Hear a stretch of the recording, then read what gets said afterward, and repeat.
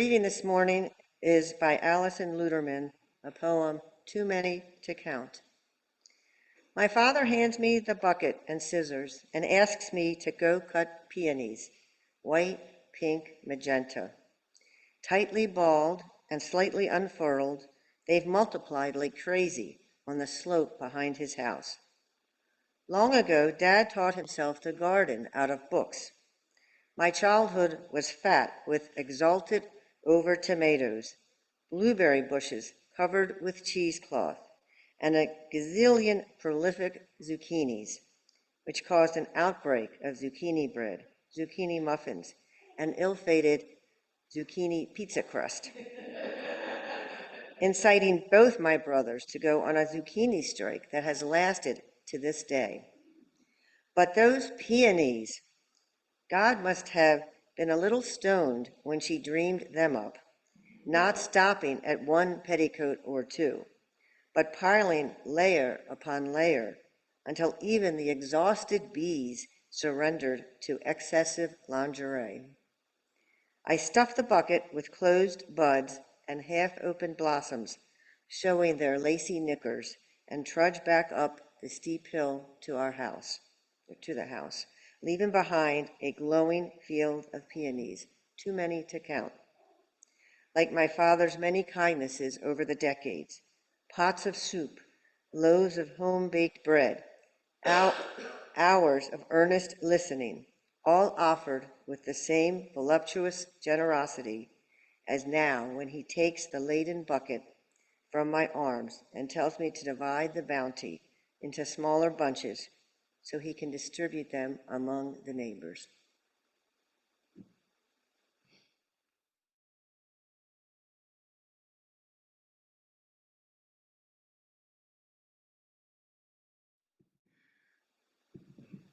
So often on flower ceremony Sundays, we spend most of our time talking about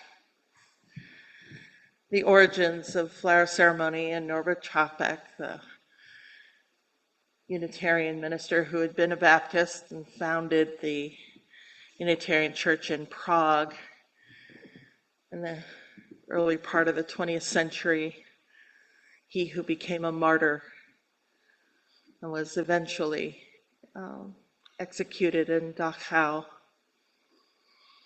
1923, he recognized that so many of his congregants had come from various churches and various traditions, and they longed for some sort of ceremony. And so he devised a flower communion, where people brought a flower as unique as they were and exchanged them, and a way to recognize the beauty and difference that they all brought to this unusual community. These people who didn't always feel like they belonged or fit in. It was in 1941, as Čapek and his daughter were being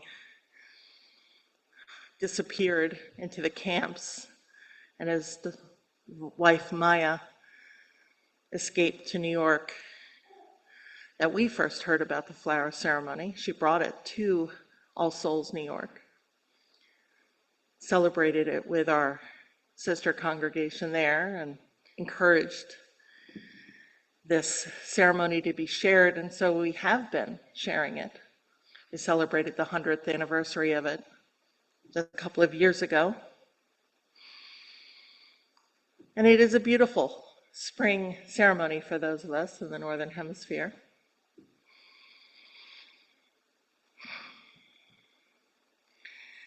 And it feels hard to lean into the conversations about fascism, when this easily could have been a service about fascism.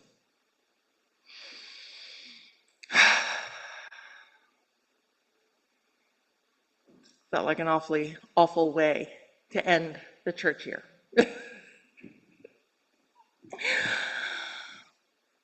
So know that is in the air, and not where I felt like I wanted us to go. This is our last sort of service so that I will be with you for a few months.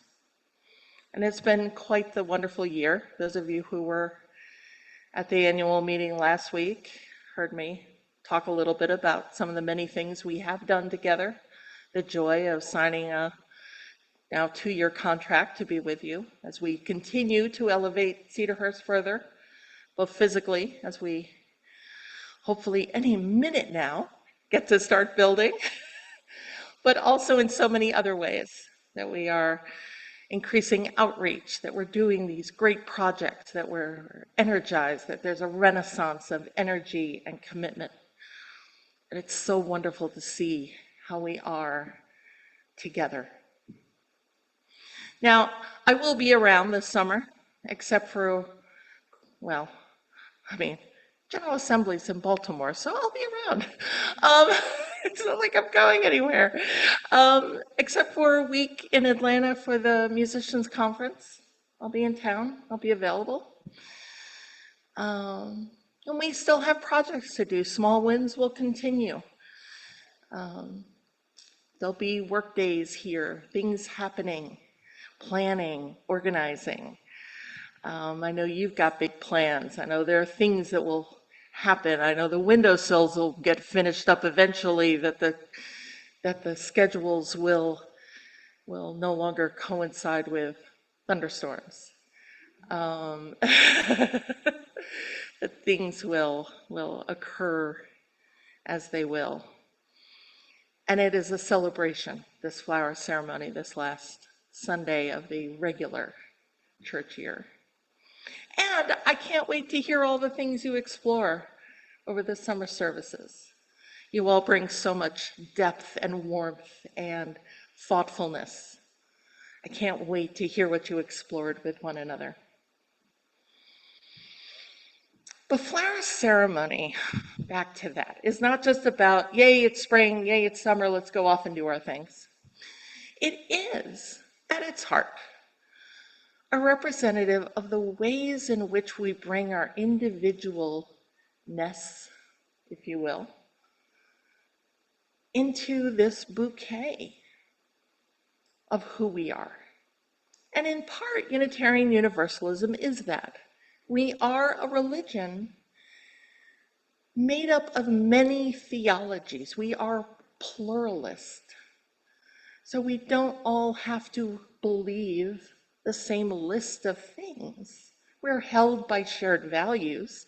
And next year we'll be really exploring what this means. So, spoiler alert. But we can be in this room people who lean a little more Christian or Jewish or Buddhist or pagan or atheist or Hindu or maybe a combination of all of those things. But we all put love at the center. And it's those differences. And it's our differences of background, of how we grew up, of what we bring from our relationships, our educations, our family settings, our cultural settings, all of those things that make us who we are. It's what we know how to do. I'm so grateful for the engineers and the math geeks in this room. That ain't me, right? But I have other gifts, right? It's how we come together, how we make these beautiful bouquets. And that nothing that we bring doesn't belong, right? We get to celebrate our individuality and our belonging. Remember at the beginning of the year, we talked about that Brene Brown quote, that the difference between belonging and fitting in is that in fitting in, you have to leave something of yourself behind. And in belonging, all of you is welcome, and we make space for all of who you are. So we're doing flower communion, and there is fabulousness Yeah. So earlier this week, I think most of you know that I write a weekly column called Hold My Chalice, where I talk about congregational shenanigans. Trademark. Um, and I was talking about how earlier this year, I told the story about how earlier this year I had claimed finally my queer elderhood, which was a bit of a journey, and told the history of pride and the AIDS crisis to a group of people at the Washington Ethical Society, because they were about to dedicate their extraordinarily large pride flag that they hung outside their building on 16th Street, about 3 miles north of the White House. Now, I'm going to be doing a version of this service for World AIDS Day in December. Hopefully it's going to be a community-wide thing through the ministerium, so there'll be a lot of people. Now, the pride flag is massive, and I'll share a picture. I forgot to share it with you all here, but I was maybe, I don't know, I'm 5'9". I think it's maybe 4 times as tall as I am. Yeah. At any rate, here's what I wrote to my readers. I said, now I tell you all of this, and I told the whole story, that because the sight of that flag, it looks like this, and someone like me scares the guy a couple of miles down the road from it, and you are seeing fewer of them this year. You're seeing fewer companies take advantage of queer dollars this year. You're seeing fewer parades and events this year. And you're probably going to see a flood of actions meant to hurt queer people, some symbolic, like removing Harvey Milk's name from a military vessel, some actually harmful, probably around legal status or health care. And when I wrote this, they hadn't quite decided to remove transgender people from the military. So your congregations are very likely to step up their pride programming. More flags, more services, more celebrations, more readings and stories about queer folk, more dance parties. It's Newton's Law made fabulous. And after I wrote those words, I had this realization, oh crap, we haven't done that here. So here we are.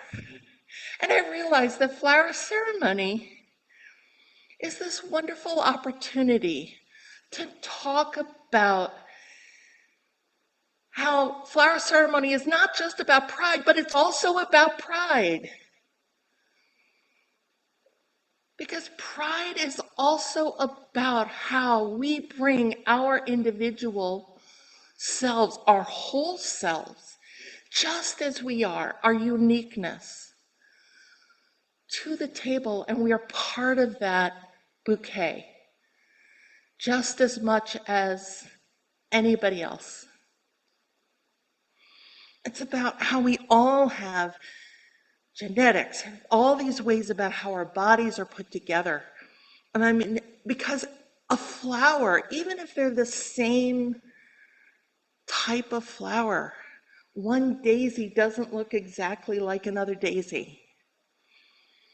And that one daisy doesn't get mad because another daisy doesn't look just like it. They just are. And there's room for all of the daisies in the garden. And the poppies, and the roses, and the echinacea, and. And I kind of think that's what Chapek was thinking about, not specifically about pride, but how there's room for everyone and everything. And it's not just about gender and sexuality. It's religion, it's faith, it's economic status, it's immigration status. It's how you were taught, how much money you make. It's where your people came from. It's what your family was like. It's what stories you have. experiences you bring in with you. It's what you know and what you want to know. And more, it's about how you treat others, how you make room for others, what you're curious about, how you can be real and honest and kind and caring and joyful and sorrowful and generous with others. Flower ceremony is about celebrating the all of you, seeing you, seeing me, honoring the differences we see in each other with the differences we see in this bounty of flowers, and saying, this is why I want to give you your flowers now.